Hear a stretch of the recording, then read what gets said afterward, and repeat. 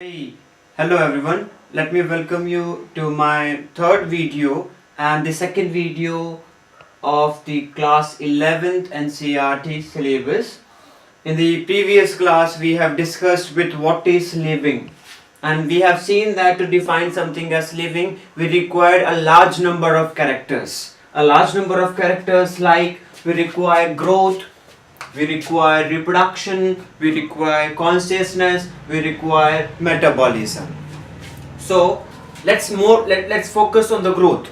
The very important thing which comes in my mind is that suppose we are having a heap of sand in the Rajasthan or in desert area. So when the wind is coming from this direction, so this heap will basically shift towards this side, and if more wind is coming, it will become larger in size, its mass will increase, and here also the mass is increasing in a very high quantity.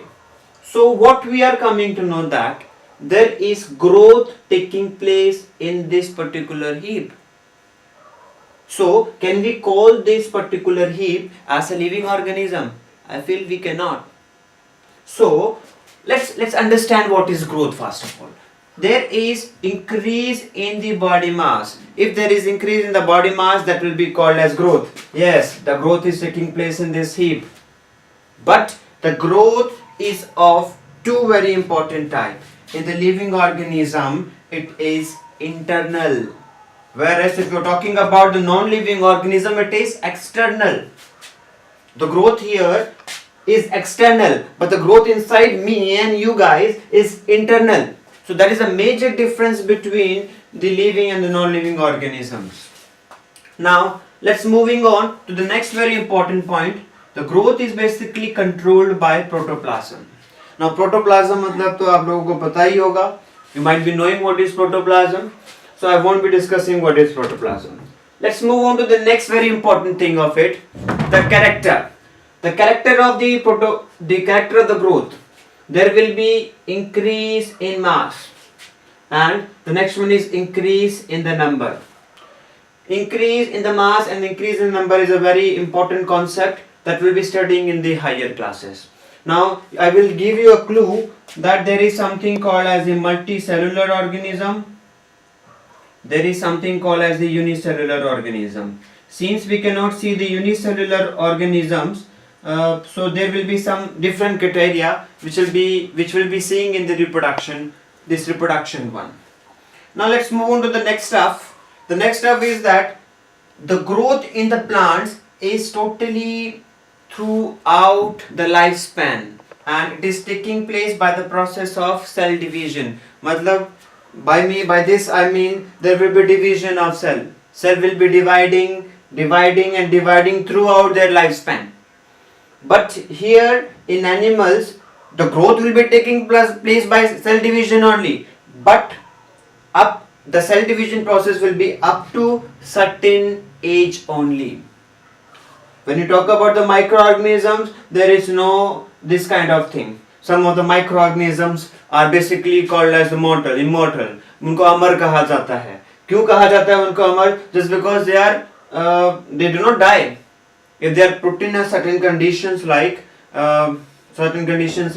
stress condition or the unwanted condition, the conditions which can kill them, they will form a cyst outside their body. And when the cyst is broken down, they lead to the formation of the new organisms from their own parent body. That we'll be studying in the higher classes. Now this is the thing which is very important for the growth portion. Let's move on to the reproduction in animals, reproduction in plants, and reproduction in non-living organism. By reproduction I basically means that producing a part of it. By reproduction I mean that reproduce, right? Part of it means what? If we are blocking this particular part from it, it is called as reproduction. This is called as asexual reproduction. So this can take place in a piece of a duster. It can take place in any of the non-living organisms also. Can we call that piece of duster as a living thing? I feel we cannot. So let's discuss in detail about the reproduction process and what is reproduction is. So in multicellular organism there will be production of progeny. Progeny मतलब क्या? By progeny I mean a number of the offsprings. We can call it as offspring, and we can also call it as daughters. Daughters will be in the case of unicellulars. जो next generation होती है, the next generation which is about to come or which is coming is basically called as the offspring, progeny or daughters. Daughter is specifically for the unicellular organisms. Now there will be two kind of reproduction. The first one is sexual, the next one is asexual reproduction. In the sexual reproduction there will be more difference between the parents and the offspring. But if we're talking about the asexual reproduction, there will be clone formation. Now I'm giving a very important definition to you guys of the clone. Clones means what? They will be morphologically and genetically similar. Morphology means what? In the outer appearance they will be very similar. And genetically means what? The gene compositions of their genome will be very much same, right? So they will be called as the clone. Now let's move on to the next stuff. The next stuff is in the unicellular. In the unicellular organisms, we are considering the reproduction simultaneously with the growth. Both are approximately same. As I told you that in previous classes, that living organisms like your unicellular one are very minute. They can be only seen by the microscopes only. So when they will be seen by the microscopes, we won't be able to exactly count their number, as their numbers are larger, their size is smaller, so it will be very difficult for us to count the number of organisms which have been reproduced, right?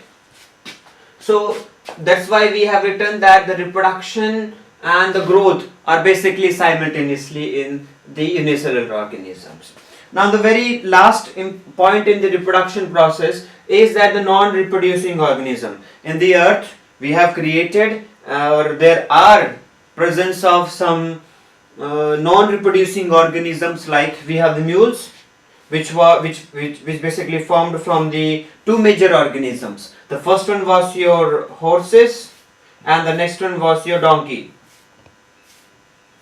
right? Worker bees basically are the bees which help in the collection of your honey, or which is basically called as a nectar, which is basically mixed with the saliva of your bees to form the honey, right? Then there are certain infertile humans also. So these are the organisms in which there is no reproduction takes place.